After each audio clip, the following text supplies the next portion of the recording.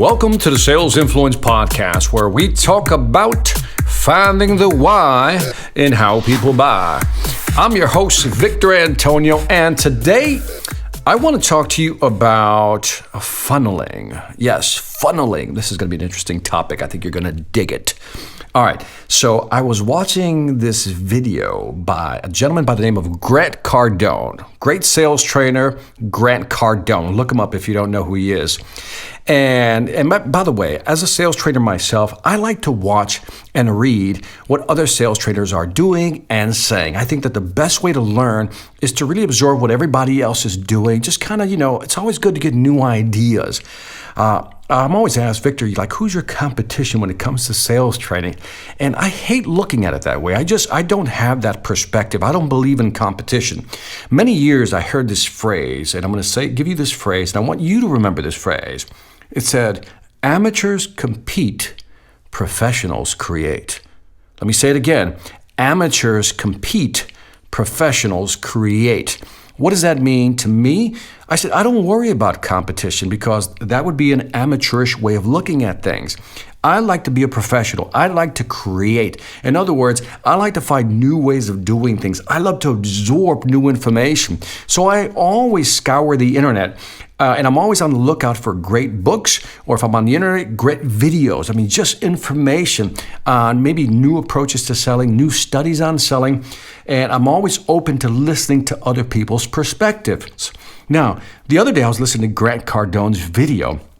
And I don't remember the title of the video, but it's one of those that he does a live call, which I think are very cool sometimes. Now, in this video, in this call scenario, he is trying to close a client. Now, the client he's trying to close is not the decision maker, turns out. And so they're trying to close him on I believe it's a 3-year deal where they're paying $3,600 annually for X amount of salespeople. I don't remember the amount of salespeople, okay? So it's a hefty contract. And so he gets on the phone, and it starts out where he's already on the phone, but you can tell that, he had his salesperson working the phone. It wasn't closed. He wasn't closing it, so he just jumped in and he says, I'm going to close this deal. And as he's doing the call, now this is hard for anybody, okay? And, I read some of the comments on YouTube, and some people were kind of harsh because in the end, let me fast forward to the end, he did not close the deal. But for those who focus on that, they missed the point because there were some great learning moments in that video. And again, that's what I focus on. I go, what are some great learning moments? What are some takeaways from this video that I could use or maybe even share with people like you, which is why I'm doing this podcast. But in there, Grant said something that was really interesting. He said, he didn't say Victor to me, but he says, basically he's telling the audience, in this case, me, he's saying, there's 3 things, and he tells the customer this, and he says it, and I'm going to try to phrase this, and then let's talk about what he used. He said, Mr. Customer, he said, the reason you don't want to buy, it's because 1, you don't think it works. By it, I mean the sales training. You don't think it works. 2, you don't think they'll use it. Or, I could be wrong, or you're not the decision maker. Now, that statement was put in there on purpose. Let me say it again. He basically asked 3 questions. He funneled the customer with these 3 questions. Basically, he's funneling them into making a decision. 1, you don't think our sales training program works. Or the reason you're not buying, or to want to say yes, is you don't think they'll use it. Or I could be wrong. Now, he actually intentionally puts that phrase in there as to not offend the person on the other side of the phone. Or I could be wrong, or you're not the decision maker. Which one is it? Well, it turns out that the person wasn't the decision maker. Now, what's interesting about this and the video was this 3-option thing here. This 3-option funneling was quite brilliant, I thought, because it's brilliant in its simplicity. Because what he's doing is basically figuring out, where does this guy fit? Does he not think the sales training program works? Is that what he's thinking? Or if he buys it, he doesn't think his salespeople will use it. Or is he simply not in a position to make that decision? Now, by asking this question in this sequence, what Grant was trying to do is basically figure out what was his sales approach. For example, if the person says, you know what, I am the decision maker, I just don't think it works. Well, then he could have gone down that road and proved to them why it does work. He could have basically done some social proof, shown some examples of companies who've used the program and have been very successful. But let's say the customer says, no, I just don't think they'll use it. Then maybe Grant could have gone down the road of, well, let me show you how you can track how they'll use it or if they're using it.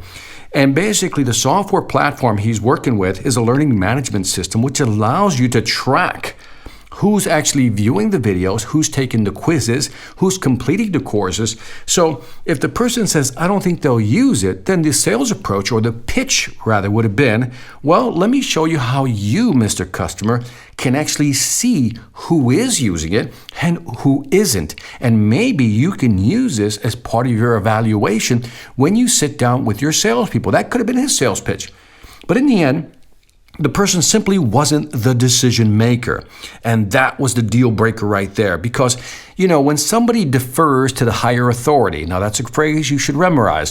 When somebody defers to the higher authority, that basically means, I can't make a decision. I got to get my boss involved. If you're a husband, you'll probably say something, I can't make a decision. Let me get my wife involved. She has to be involved in this decision-making process.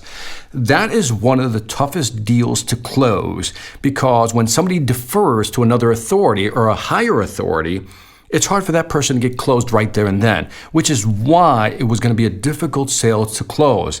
But the interesting thing was that Grant didn't know that till after he got on the phone, and it became evident on his post-interview after he got off the phone, his little post-interview conversation, is that the salesperson forgot to ask that key qualifying question, are you the decision maker?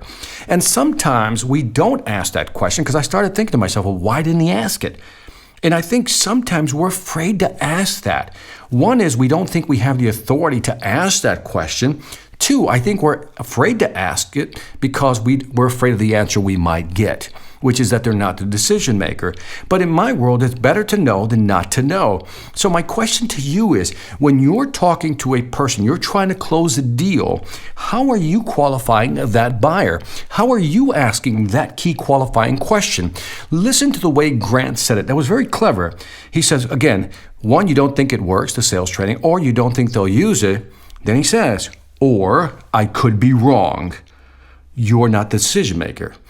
And again, it's a very polite way of saying, I could be wrong, or you're not the decision maker. Because if he just said, you don't think it works, you don't think they'll use it, or you're simply not the decision maker, it comes off a little arrogant and harsh. So by inserting that little phrase, I could be wrong, it's almost what they call a ventilating modifier phrase, right?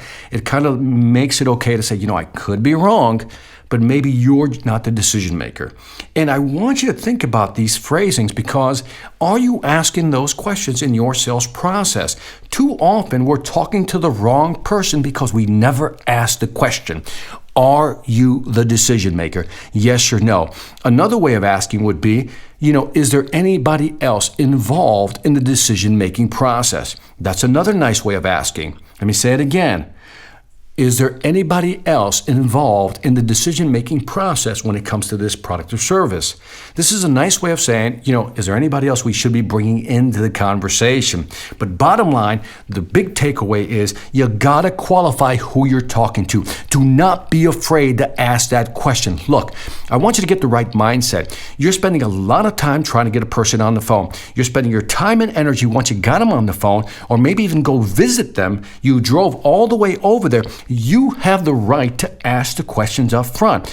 Are you the decision maker, or is there anybody else that should be involved in the decision-making process? Should they be at the meeting? Because if you don't have the right persons, the decision makers, the key influencers at the meeting, you're wasting your time, and your time is valuable. And I want salespeople, you to understand, don't let customers waste your time.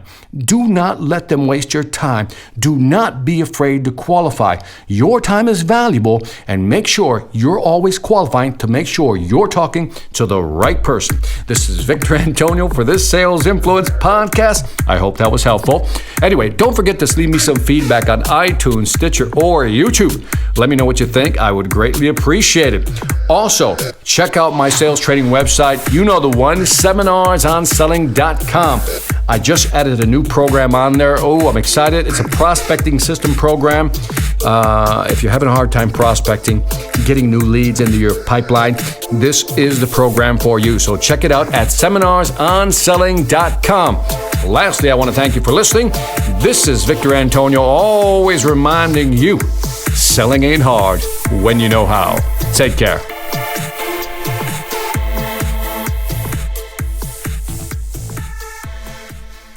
Hi, I'm Victor Antonio. I'm an author, sales trainer, and keynote speaker.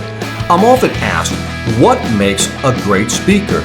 Is it someone who delivers real content that the audience can use? Is it someone who engages the audience so they're part of the learning experience? Or is it someone who can motivate an audience to push them beyond their comfort zone and discover new abilities? The answer is yes.